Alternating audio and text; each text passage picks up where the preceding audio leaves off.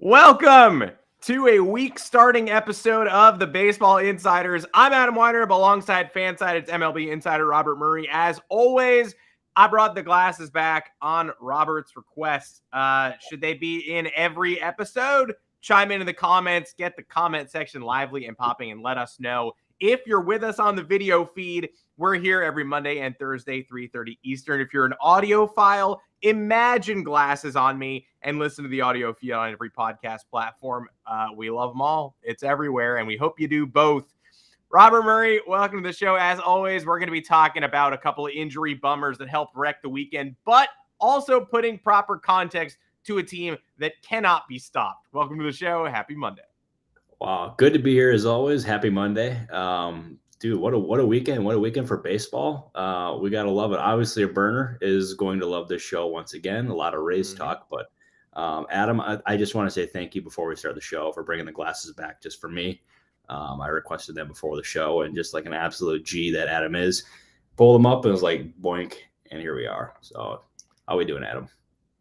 Doing good. Yeah, I wasn't going to wear them. I don't know. It's probably the time in my life when I just start wearing them. For now, the calculus is like, oh, am I going out? Am I going to a bar? Am I going to a concert? Then I'll put them on because I got to look at something long distance. Am I just hanging out with my friends? Then I guess I don't need to see today. But you know what? Honestly, I should probably put them on all the time. Rocking a very normal outfit. For those of you listening on the audio feed, I got glasses now. I got a Miami Marlins City Connect shirt under a golf Q-zip. Who dresses like that? Only me when I'm home Adam does. alone. Yeah. Hey, you pull it off, though. It's a vibe. It's a vibe. It's still a vibe. It's still a vibe. And I can assure everybody that the MLB store right now, stocked to the gills with great gear. If you're in New York City, go ahead and grab something. And if you're a Masters fiend, why don't you go ahead and get a golf Q-zip? I'm not judging. I have no issue with you. Congrats to Masters champion John Rahm, and congrats, of course, to the Tampa Bay Rays, who are now bumped up to the A block. We can't avoid talking about the Rays. I wish we could.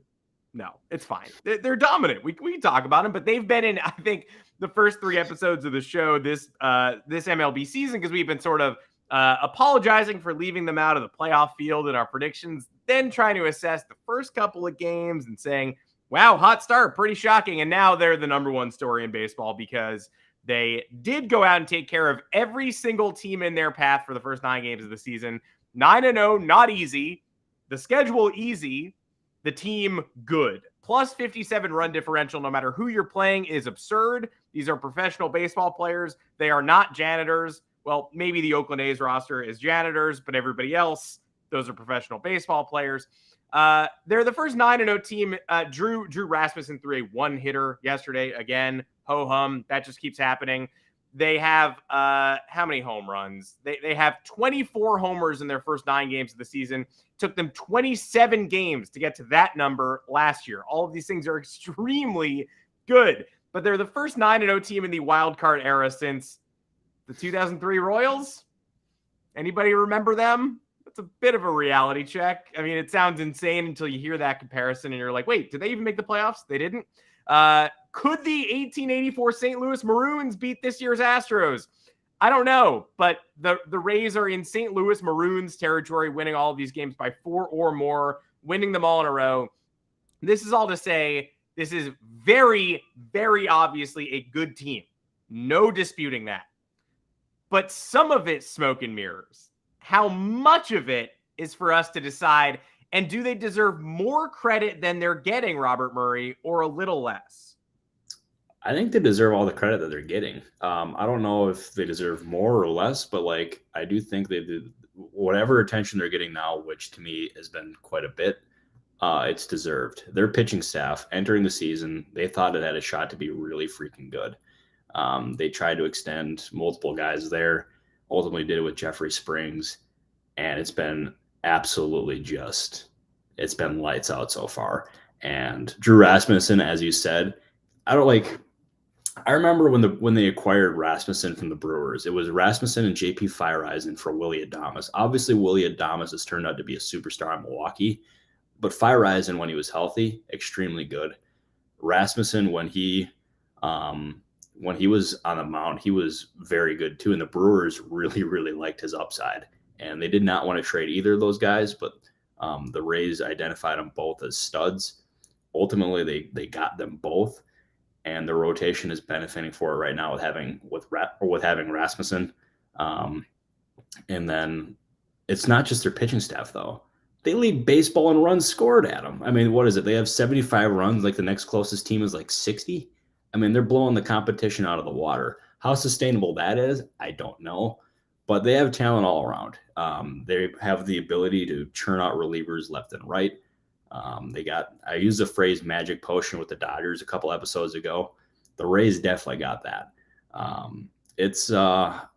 don't know necessarily if they can win that division, but I do think they are a very scary team for whatever team they face in the American League, especially in the postseason. Yeah, I mean, you think about what you're getting in a short series with them already in this, in this regular season. Everybody who has to go into Tampa gets an ace on the other side in every single game you play. It's just true. If you avoid what's the best case scenario? You get Zach Eflin. Oh, congrats. You get Fleming. Like there's no easy out in this series. The Yankees are sending Domingo Germán to the mound today in Cleveland against Shane Bieber, and I think most Cleveland fans are probably like, nice.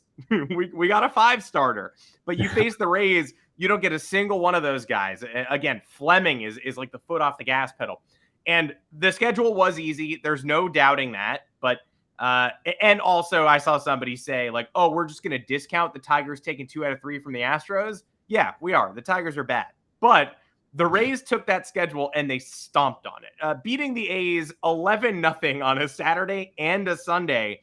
As the pressure of this streak mounts, that counts for something. They've not only beaten teams, but they've beaten them by 4+. And I think the most impressive part of that streak is they entered the 9th of one of those games trailing, and they still won it by 4, 10-6. I mean, there's something to be said for. You're right. People are giving them a lot of credit. The conversation changed a little bit over the weekend, and they countered that head on, and they said, "Okay, great, we're going to win 2 11-0 shutouts in a row." As it's starting to get a little bit louder. No, absolutely. And like that conversation is only going to grow louder as this streak continues. And like, I'm wondering just how far this is going to actually go, because it's just what they've done so far is really impressive. And to me, it's the story of the early season so far. It's just how dominant that they've been. And I know in the rundown here, we wanted to talk about exactly, should we consider these teams, or should we consider the Rays the favorite now to win the AL East? Mm-hmm. I gave my early thought just a little bit ago. Right now, no. I think it's too early in the season to quite make that change or make that declaration. But their candidacy is legit. They have the roster and they have just like the front office where they can basically maximize whatever players that they have. I still think the Yankees are the leader in the clubhouse just because of their roster, their pedigree. And I think they've earned that right just from what they've done in the division in recent years. And plus the rotation. I mean, having Garrett Cole and Carlos Rodon atop your rotation, pretty good. Nestor Cortez, can't forget about him either. Also having a guy like Aaron Judge helps too. But give me the Yankees. I still feel relatively decent about that. But I think if anything that this first week plus has shown, don't discount the Rays, because they look every bit of legit. Yeah, that kind of rhymed. Yeah, the Rays amaze and looking every bit of legit. Yeah, don't listen to Yankees Facebook at this point.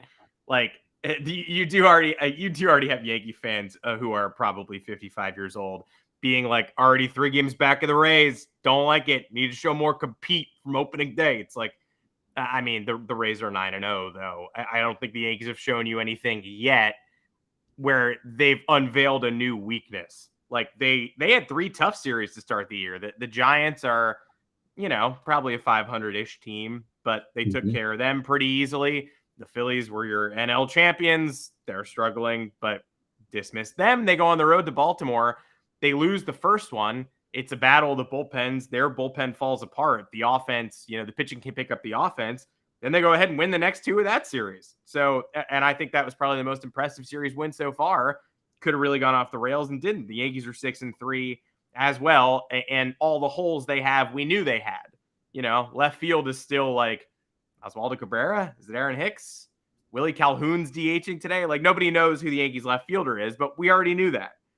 They haven't really shown any warts that we didn't expect. So I think I'm not gonna flip the pick either. I'm confident in the Yankees, but you're right. If you're discounting the Rays, they just gave you 9 pretty clear reasons not to do that. No, absolutely, and discounting the Rays at this point is that's being foolish. That's just being stubborn. And hey, we got Yanks go yard. We must have Thomas watching. Yeah, it's like who is that? Because it's not me.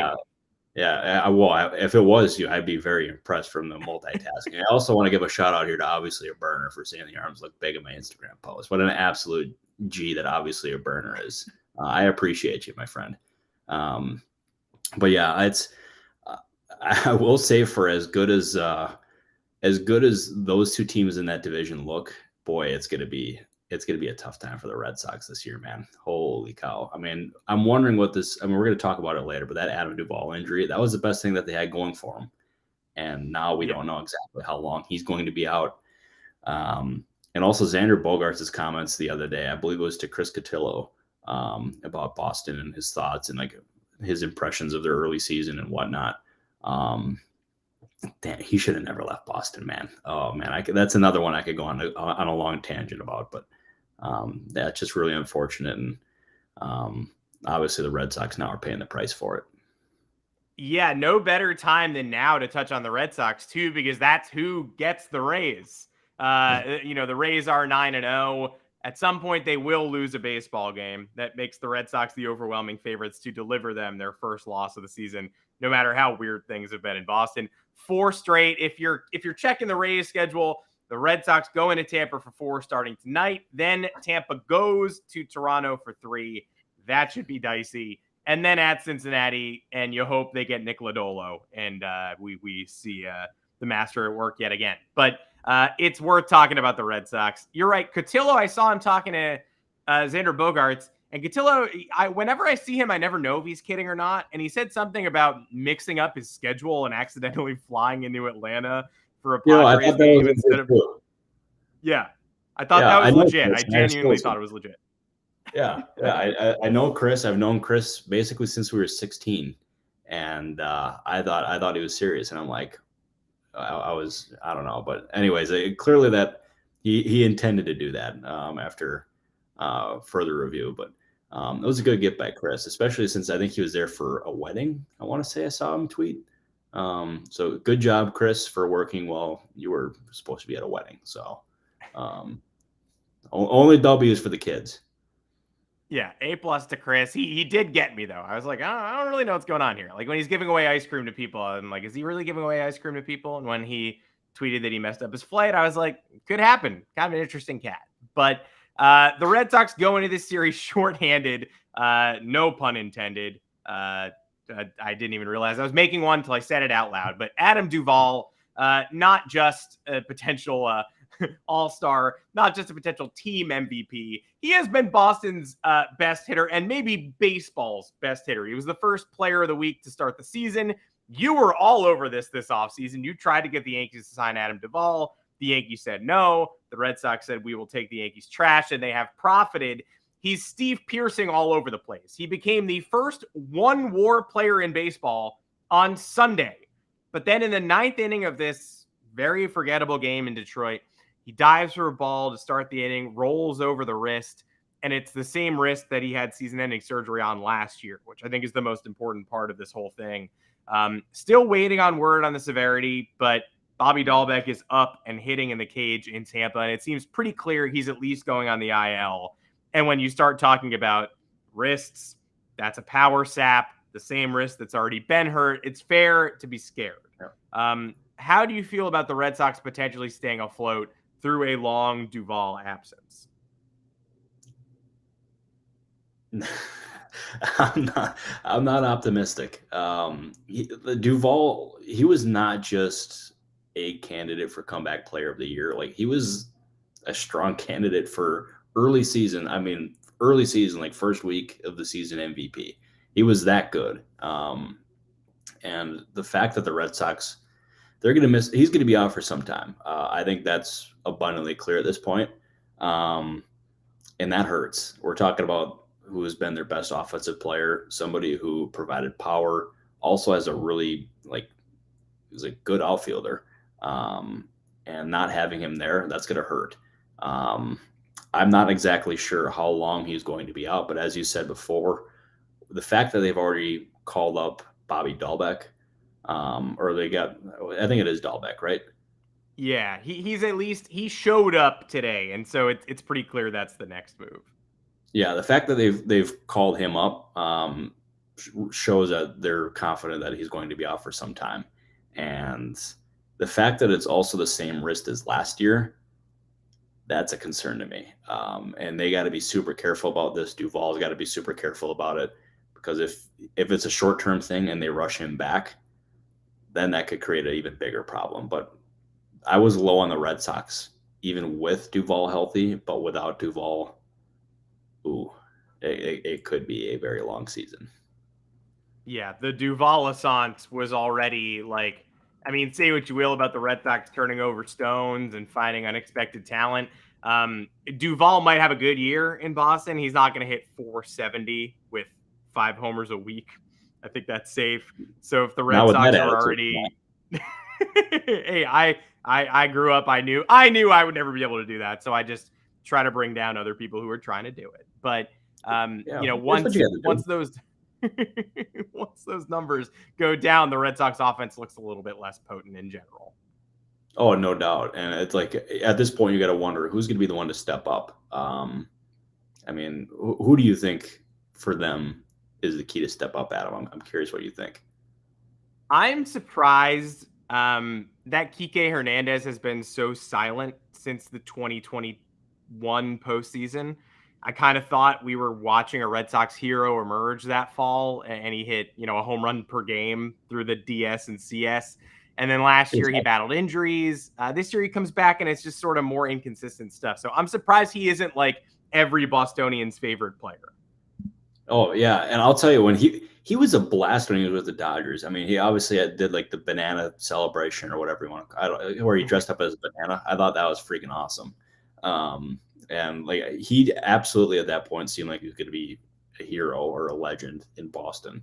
I think for me, the one who I'm curious to see if he steps up is Yoshida. Obviously, we saw what he looked like in the WBC. He looked every bit the reason why the Red Sox gave up $90+ million for him. Does he step up? If it's not him, then Kike Hernandez is a big one. It's going to be a all hands on deck effort. But for me, the one that I'm watching is Yoshida. I think he's a really important one here. Yeah, and I'm surprised to how much Justin Turner has flown under the radar so far. Obviously got knocked out of spring training with that nasty hit to the face. Sort of just blending in, a no WAR player so far, hitting 212. If Justin Turner wants to heat up with the weather like he did last year, that would really help the Red Sox too. And now to bad vibes elsewhere. The team that had culled their good vibes from playing the Red Sox last week, they go into Fenway in what we're calling an easy schedule for Boston, and they sweep them. You got Pirates Mania. We're talking about a blackout before opening day. We're talking about Kutch. He signals, that video of him waving to the fans, his first AB back in Pittsburgh. The vibes are incredible. Brian Reynolds is still not extended. We'll update you all on Thursday. Maybe. Who knows? We'll bring that segment back. But the Pirates have incredible vibes, and Oneil Cruz ends up in a heap on the ground yesterday. A broken ankle, it turns out, on a slide that started a brawl. News dropped an hour before the show that even though he's placed on the 10-day IL, he's going to miss 4 months, which is dark times. You want to talk about a blackout. You also blacked out Pittsburgh's emotions. This one seems just as hard to survive as Duvall to me, but I'm curious how you feel about Pittsburgh's vibes and their potential to overcome this. That hurt. That hurt a lot. That Oneil Cruz injury, it sucked. It sucked for the Pirates. It sucked for baseball. It sucked for everybody involved.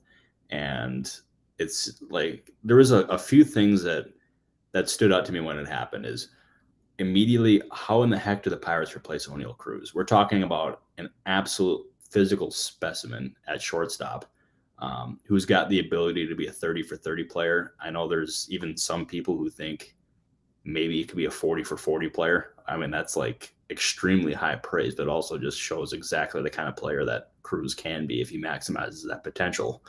And the answer is, I don't think he is replaceable. They called up Mark Mathias from AAA. He's somebody that they picked up from the Rangers. I think they either released him or designated him for assignment. I can't remember which one it was. He was productive for the Rangers, and I thought that was like a decent size, or like a decent pickup in the offseason, but he's not going to be the kind of guy who can replace Oneil Cruz at shortstop. And the fact that he's going to return at some point this season, obviously a good thing for the Pirates, but I don't think in that situation where you can necessarily go out and either add somebody by a trade, or, I mean, obviously a free agent signing isn't going to happen at this point. So it kind of handcuffs them in that ability. So I think they're going to have to stay in-house, which that's not very inspiring. But there was another part of this that stood out to me, and that was Carlos Santana standing up for Oneil Cruz. And the Pirates signed Cruz and a bunch of these veterans this offseason just to have a more veteran presence in the clubhouse and teach the young guys exactly like how to be big leaguers, or just how to carry themselves day to day. And the fact that Santana did that early on, stood up for the guy, I think that's going to be a really good thing for that locker room. And Santana was already a very popular person in that clubhouse, and I got to imagine that's going to end up being even more of a factor now. This is not doomsday for the Pirates by any means. They still have plenty of talent. They have Brian Reynolds, obviously, probably been the best player in baseball at the start of the season. McCutchen, that ovation he had, friggin' awesome. I loved it. They've got pieces in that team. I don't think necessarily like they were ever going to win the division this year. I still think, well, I entered the season, I thought they could hover around 500. Might be a little bit tougher to do that, but like I still think 75 to 79 wins for them, relatively possible. But there's no doubt in that Oneil Cruz injury hurt. That's what we promise on the Baseball Insiders. We're not going to ignore the small moves and the teams that are not necessarily in the national spotlight. You're getting Pirates talk from us, and you were all over Carlos Santana all off season long too, as a potential culture change and an acquisition who could bring about more than just on-field performance. And yes, picture perfect example of it yesterday. You're totally right. Bingo. And yeah, it's that's really important for them. And I mean, having guys like Santana, like Andrew McCutchen, I mean, G-Man Choi is also, I spent some time around him in Milwaukee. Big fan of him. Rich Hill, Dick Mountain, I know he struggled in his early start so far, but like his presence on that team is a big one, especially for that young staff that they have. You can never place too much importance on veterans, especially for a team like the Pirates. And the other day, even though it was unfortunate, was a big reason why. Exactly. You need buy-in from the veterans in that case too. They need to know what they're getting into, right? And so you're getting the right guys. If it's a Rich Hill and a Carlos Santana saying, what's the possible peak of this team? 81, 82 wins if we max out, but you're helping the next generation of the Pirates become what they're supposed to be. It's also just a huge blow to baseball, who has built this balanced schedule in so that players like Oneil Cruz on little seen teams can go to every city. You can buy your tickets to see a player who's unlike anybody else. It's like Oneil Cruz and Mason Wynn. These are the guys with the arms. Like, you're going to go to a Pirates game in a city where they don't usually come because you want to see him play at Yankee Stadium. And now, unless it happens to fall just right, you're probably not going to get that opportunity. No, which is sad. And I mean, I'll tell you, like, he hit a home run earlier this season, Cruz specifically, where the ball it flew off of his bat, unlike anything I had ever seen. And the fact that we're not going to see that, especially in those big instances, sucks. There's no other way of sugarcoating it. There's no other way of putting it. You can't sugarcoat it. Just a bad thing for baseball. Yeah, the force with which he hits some of those home runs, it's like if you plug Javi Baez into an electric socket. It's like, oh, cool, there's another gear. Like, I had no idea. That guy's insane. We wish him well in his recovery. And speaking of madness and the balanced schedule and the types of teams that the balanced schedule is supposed to bring to the rest of baseball, my favorite series of the weekend, Blue Jays Angels by far, not even close. Game ended. The third game of the set ended. It was a 6-0 game in the middle innings, in like the 6th inning. The Jays storm back from 6-0, take a 10-6 lead. The Angels come back from 10-6 down in the 7th to tie it. They go down 2 in extras. They somehow end up with the bases loaded. Trout at the plate. He pops out to the catcher. It's dropped. Trout walks. 12-11. Ohtani up with the bases loaded, 2 outs. Grounder. Game over. Jays take that one on the road. But there was a Bo Bichette 3-run go-ahead homer in the 7th inning of Game 1. The Angels pull away in the middle game. Clearly, offenses run wild in this series. The Angels bullpen and the Blue Jays bullpen not exactly putting on tuxedos and giving us their best show, but incredible shows from both teams and both stars.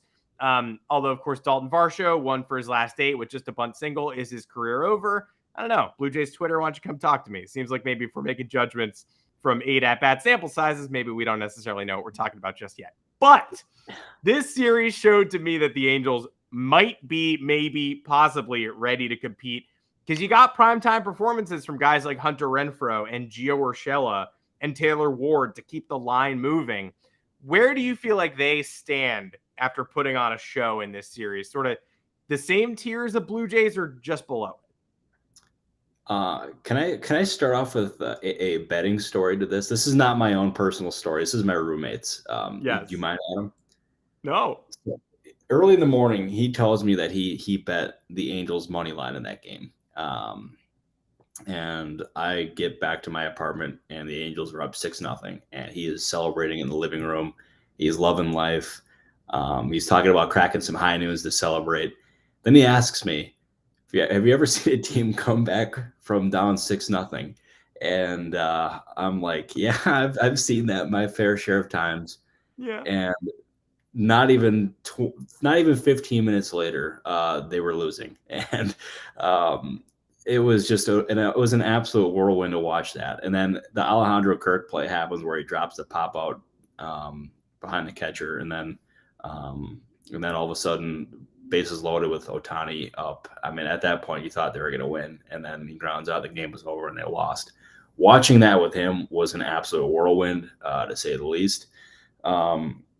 But that being said, that game was freaking awesome. I thought that was an absolute blast.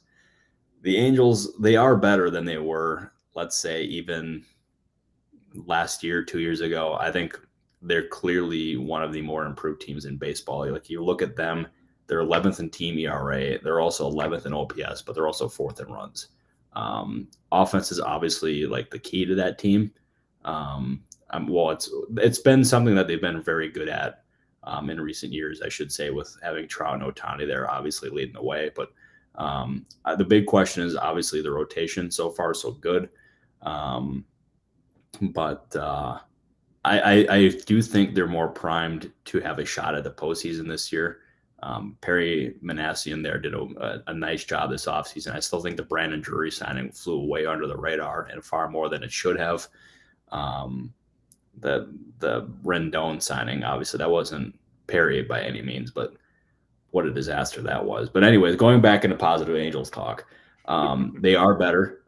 They have a shot for the postseason this year. I don't necessarily think winning the division is like a feasible idea, especially when you have the Astros and the Mariners in that division.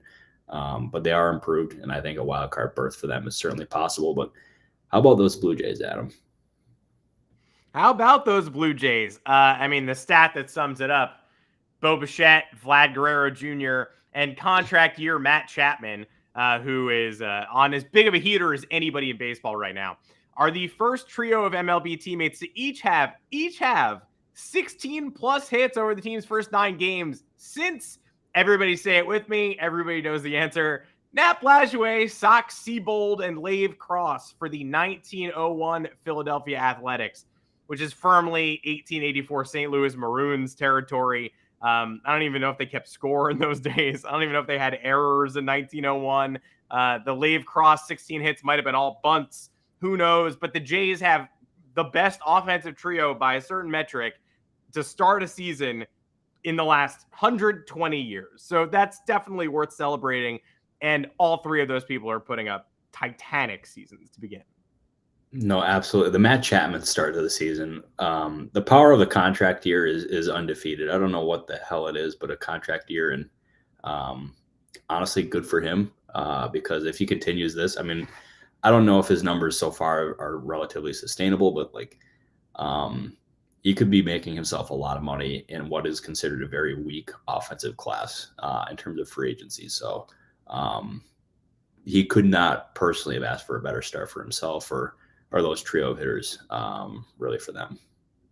Yeah, if you hate the Blue Jays, aren't you kind of rooting for Matt Chapman to keep hitting 475 so that he prices himself out of Toronto?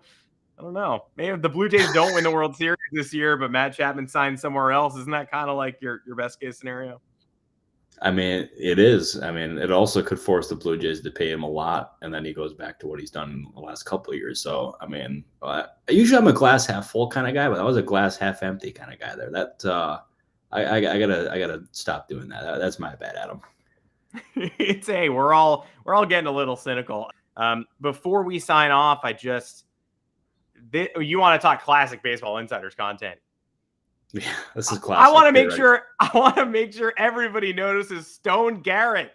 I don't know if everybody was watching. Hey, was everybody tuned in for Rockies Nationals over the weekend? I understand if you weren't, but Stone Garrett out of the D-backs farm system and now on the Nats, the new Joey Meneses? I don't know, but he went 7 for 12 with a homer and 5 RBI after finally getting a chance for this. I want to call them the rebuilding Nationals, but are they even rebuilding? Aren't they just kind of existing on a different plane from everybody else? I guess they have a minor league core and they have Abrams and Gore, but I don't even consider them in Major League Baseball right now. But they're giving Stone Garrett a chance, and he absolutely tore the cover off the ball this weekend. He sure did, and he was somebody I remember. I reported his signing or his call up last year. With the Arizona Diamondbacks, and I did not know anything about him. But if you looked at his numbers, like he had a lot of power in AAA in Arizona, and like he's somebody that should have been called up sooner than he was. Got a shot in the majors there. Was a free agent this offseason, and he was a surprise signing to a major league contract this year by the Nationals, who obviously had plenty of opportunities available throughout that roster. And so far, Stone Garrett has been rock solid. That was a really poor pun. But anyways, this last series, rather, he's definitely shown his worth. And obviously going 7 for 12 is not necessarily sustainable. But that being said, if he continues to prove that he's a productive player, he's the kind of guy who the Nationals signed to that cheap major league contract this year that they could then flip at the trade deadline to try to add another like decent prospect or just flip him and try to like as adding a prospect. I think that would end up being a best case scenario for them. But right now he's shown that he could be a useful player at the major league level. And that's everything that they could ask for when they signed him. Yeah, everybody's bench and everybody's lineup midway through the summer could use a guy who hits 580. And he did hit 28 bombs last year at AAA. You're 100% right. And that follows 25. So he found his power stroke in 2021, carried it over, and now we hope to see it continue with the Nats, who might have uncovered a fun gem. Before we sign off, I just want to give you another opportunity. I'm going to give you a minute to gloat on Jordan Walker, your Rookie of the Year pick, just because Jordan Walker, longest hitting streaks to begin your career, age 20 or younger since 1900. Walker with 9, Ted Williams in 1939 with 9. Maybe you heard of him. Eddie Murphy of the 1912 Philadelphia A's with number 12 hits in a row. I saw Derek Gould tweet the Eddie Murphy stat, thought it was a typo, thought he meant Murray. He did not. There was a guy named Eddie Murphy who eventually, obviously got his break on SNL. Trading Places is a classic. He found he chose a new career path. But Ted Williams and Eddie Murphy, pretty solid compatriots for Jordan Walker to be alongside. It does not suck one bit. And he has looked every bit the part of why the Cardinals have been so high on him and why everybody who's done prospect rankings or just followed minor league baseball in general has thought he had superstar potential. He looks Oh, I got a phone call. I'll just take that in a little bit. Yeah, we're all good. We're all good. But he's somebody. The Cardinals, they got a lot of trade interest in him, and they just refused every inquiry because they did not want to move him. They envisioned him being quote unquote their face of their next era, just because he had that kind of ability. He looks like a Giancarlo Stanton type physically. Not saying he's like Stanton as a player, but like physical specimen wise, he looks it. And he's proven himself to be a really good major league player. Yeah, I'm glad I've been on the Jordan Walker hype for not just this spring, but like the last 18 months. He's making me look smart for now. But it's also cool having all these top prospects in the majors at this point. We got Volpe, we got Jordan Walker, we have the Orioles calling up their top prospect, and we also have them also with Adley Rutschman too, which, I mean, you can't call him a prospect anymore, but my God, does he look every bit the part of the next superstar. And there's more players who are going to be coming, and it's only a good thing for baseball. But Jordan Walker, that's a talented group I just mentioned, but Walker could end up being the top guy of that group. Like Eddie Murphy in the 80s, Walker is certified box office. And Adley Rutschman, all he does is hit every pitch. He hits every pitch right back where you throw it. It's like you pound him outside 2 in a row, you try a third, he's hitting it to the opposite field. That dude is a joy to watch. You're right, not totally a prospect anymore, but like 25-year-old megastar still counts. God, he's good. Well, let's wrap it up. This is another, I would call it, extremely successful episode of the Baseball Insiders, and only the 4th episode so far to feature the words purple and nurple, and only the 2nd one to feature them consecutively. I'm about ready to get to the ballpark. You got to the ballpark last week on our show, right after our show. You went to Chase Field, watched the Dodgers. I have not gotten to a game yet. I was trying to go to Philly this weekend. Phillies Reds, just the second home game of the season. I don't even consider the second home game a home opener. Couldn't get in for under $85, and the get-in price just kept going up. It usually goes down. Nobody want to sell those tickets. Philadelphia may be the best home baseball crowd right now, carrying over that rep from the 2022 playoffs. What's your pick for the best home baseball crowd? I don't know, but I couldn't get into the stadium, so I'm going to pick that one. I'm not kidding you. Before you said that, I was going to choose Philadelphia because that last year I got to experience the Phillies crowd for the World Series, and holy crap, dude, that was unlike anything I'd ever experienced as a sports fan, writer, you name it. I thought it was awesome. But do I want to be boring and just follow your lead on that, or do I branch off here? This could be a bit of a hot take. And I think I'm going to get some heat for this one, so just bear with me, Adam. But I'm going to go with the Dodgers. That is probably my favorite stadium to go cover a ball game at. I don't know if it's because of the fans or just the stadium in general. I love Dodger Stadium. Their in-house entertainment, freaking awesome. Especially I'll never forget going and covering the NLCS years ago in 2018 and having Kenley Jensen just come in from the bullpen with California Love just blaring. I guess this might be favorite stadium kind of talk again from my end, but I'll tell you, every time I hear the song California Love, I think, by God, that's Kenley Jensen's music. And goodness me, what a time. Kenley Jensen, Dodgers legend, and now Red Sox legend. So shout out to Kenley Jensen, I guess. Delivering the stone cold cutter. And I know that they just installed new LED lights at Dodger Stadium too. I'd like to get back out there. I got to get to the damn ballpark. I think I'm going to Yankee Stadium on Friday, see the Minnesota Twins, get me a bobblehead, 84 degrees in New York. And that means it's baseball season. T.O., I think I know what you're going to say, sadly. Yeah. We have the diagnosis in Adam Duvall. Yeah. His wrist is broken, and the Red Sox do not know if surgery is needed, but it is a distal radius fracture for Adam Duvall. That is a huge, huge, huge freaking blow. Not good. Center field will reportedly, according to Chad Jennings, be a combination of Rob Refsnyder, Kike Hernandez, and Raimel Tapia. Kike was already supposed to be the shortstop because Xander Bogaerts is in San Diego now. So whether he breaks back out or not, like I said, he might. He was already supposed to be in the lineup, so it's not like that really helps having him fill that center field gap. That news is just about as bad as possible. Yeah, that's worst case scenario, and I don't know necessarily how long he's going to be out with that, but like, boy, that I said it before, and I'll say it again. My outlook on the Red Sox, grim, to say the least. Grim. Well, whether you're in Boston trying to forget about things or you're in a city with higher expectations, the weather's looking fine.